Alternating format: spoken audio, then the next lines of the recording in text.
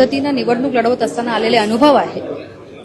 पक्ष नेतृत्वाने दाखवलेला विश्वास तर निश्चितपणाने होताच, पण त्याचबरोबर अंतर्गत जे काही वादविवाद त्या सगळ्या गोष्टींना सामोरं जावं लागलं आणि ज्या पद्धतीनं पराभवाला सामोरं जावं लागलं, कुठेतरी ह्या सगळ्याचा विचार करत असताना आणि मतदारसंघामध्ये ज्या 92,000 जी मतं मला प्राप्त झाली त्या सगळ्यांचा विचार विकास कामांच्या माध्यमातून करत असताना आजचा हा अजितदादाच्या नेतृत्वाखाली राष्ट्रवादी काँग्रेस पक्षामध्ये प्रवेश करण्याचं निश्चित आम्ही केलेलं आहे.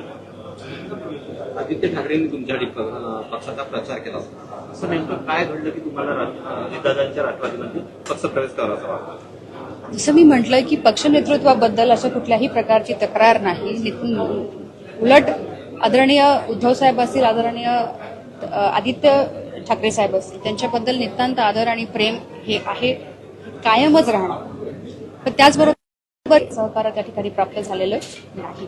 मला असं वाटतं ज्यावेळेला एखादा पक्ष उमेदवारी जाहीर करतो त्यावेळेला पक्षाच्या वतीनं आपण निश्चितपणानं तो उमेदवार कशा पद्धतीनं निवडून येईल यासाठीचा विचार आपण करत असताना आज माझ्या मतदारसंघामध्ये ह्या सगळ्या प्रक्रियेला आम्हाला अतिशय वाईट अनुभव आला असल्या कारणाने आम्ही हा निर्णय घेतलेला आहे. पण त्याचबरोबर स्थानिक लोकांचा विचार करत असताना विकास हा दृष्टिकोन डोळ्यासमोर ठेवून आम्ही हा पक्षप्रवेश करतो.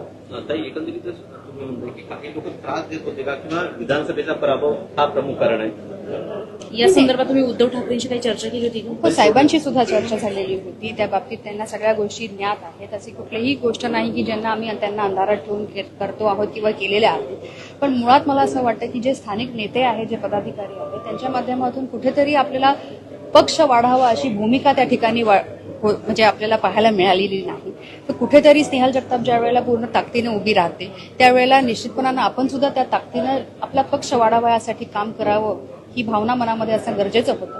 ते कुठेही आम्हाला त्या काळी पाहायला मिळालेलं. पक्षांतर्गत काही खटखट आहे का एकंदरीत? म्हणजे थोडं सविस्तर सांगा नेमकं काय होतंय, तुम्हाला का सोडावा लागतो? नाही, असं काही नाही. जसं मी तुम्हाला म्हटलं ह्या बाबतीत मी तुम्हाला स्पष्ट आता सांगितलेलं आहे. याचं व्यक्तिगत मी कोणाचं स्पेसिफिक नाव घेऊन बोलू शकत नाही. मी आपल्या माध्यमातून ज्यांच्यापर्यंत या गोष्टी जायच्या आहेत त्यांना माहिती सुद्धा आहेत, ऑफ द रेकॉर्ड सुद्धा माहिती आहे.